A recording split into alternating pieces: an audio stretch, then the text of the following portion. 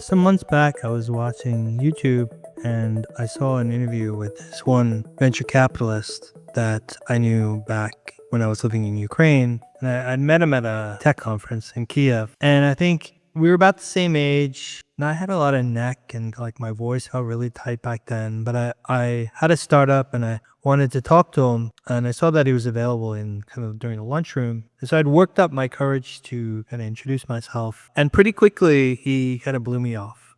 My voice felt very strange, so it was very hard for me to talk, and like he just clearly showed he wasn't interested. We parted ways, and I really haven't thought about him much since until seeing him on this YouTube. And when I saw him on YouTube, it was a recent video, I kind of smiled and I was watching him. And the reason I was smiling is because he had changed a lot physically. So his neck was gone, he'd aged a lot, his face had changed. And I know how to read those signs, and I knew that he was probably having, some neurological issues, mild maybe, and other health issues, most likely, right? And we're about the same age, so I kind of know that he's speeding down that highway that I've been down a few times and came back from, which is the highway of biomechanical collapse and what it does to your body, to your brain, and all these things. All the money, because I think he's a pretty successful guy, like all the money and whatever he has achieved really doesn't matter in this fight. Like it ruins your quality of life regardless.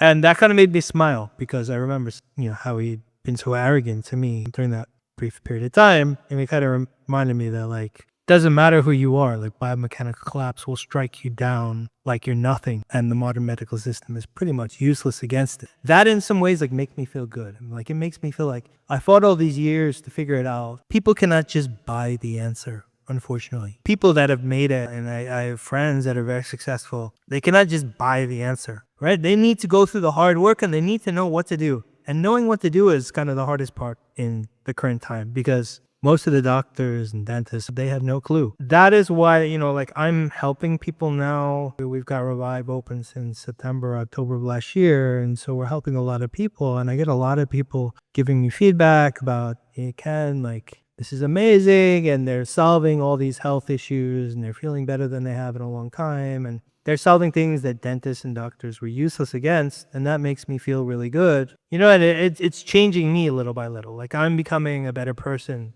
I think. And I'm seeing that the impact that this can have, and I think we're only, not even scratching the surface right now, when we're already changing a lot of lives. And that all makes me feel good. But like at the same time, I like to remind folks that like I don't want to be put on a pedestal, and I'm not a saint. I think I'm a good person, and I always have been. People that have hurt me, I'm not the person who is always just gonna like forget it, right? Like, or the person that if a person does hurt me, like I'm not gonna feel bad if they have some negative consequences later, right? And so like as I think about how this game plays out, I don't mind that certain people that in the past 10 years, in my view, who kicked me when I was down, I don't mind not helping them. Right. And like sometimes I even like see that I could help some of these people because some of them have done braces or extractions, and I see some of how their health is struggling and how their lives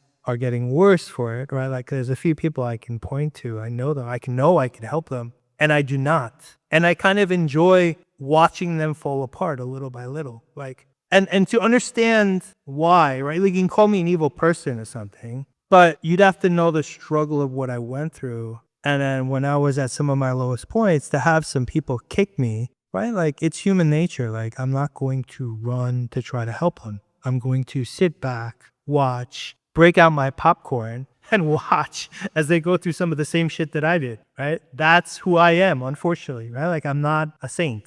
And I don't try to be one. Now, right, like my life is only improving for a while now. My health is improving. Years ago, when I was struggling with this stuff and going in circles, I felt like I was always making excuses. Like even to my own parents. Early in my life, like I was a guy that like everything came relatively easy. It was consistently successful. And then for this period of almost 10 years, I was a guy who was always making excuses. Like I felt what it was like to be the loser. Now, in the last couple of years, like I'm not that guy anymore. I'm back to the person I was, maybe even stronger. Like I don't need to make excuses. Like I'm only getting better and only getting stronger, and things are falling into place more and more. I really like that. And I think for a lot of people at my age, like they're starting to go through what I went through because, as age, things start to get worse. While I'm kind of going back on the right trajectory, I see a lot of people I used to know who are like around my age that are going into the reverse trajectory, right? Like I have some successful friends and they think that they made it, but I see, this ticking time bomb that's like dragging on their leg and they don't really understand it,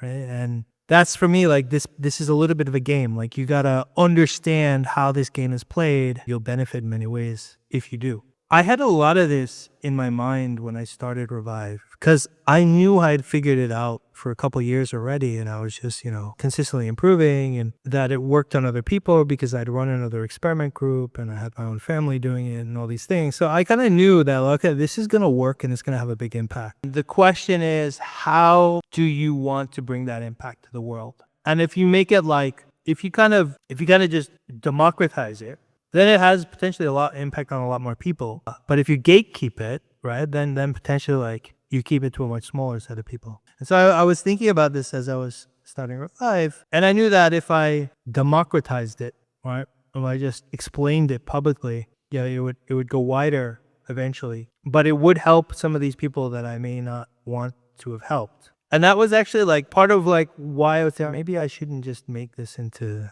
an open business like this. Rather, I should just kind of gatekeep it and help people that I pick and choose and whatnot. And I decided in the end that I wouldn't do that. Like I would try to spread this as quickly and widely as I could because I think it's worth doing. A lot of people are suffering out there. And if I just try to democratize it as much as possible, then other people will become other voices for this, and it'll just spread a lot faster. It may help some people that maybe I would have preferred not to have helped, but that so be it. Like I don't like that choice was more of a choice 7 months ago, and I don't regret it at all. I'm really happy that things are really picking up now, and I think that in the years to come, these biomechanics, whether it's the Reviv name or not, maybe it's other people that gain a lot more fame from it or whatever. But I have a feeling these biomechanics are now a snowball rolling downhill, and that a lot of people are going to be helped as a result, and I'm really happy for that.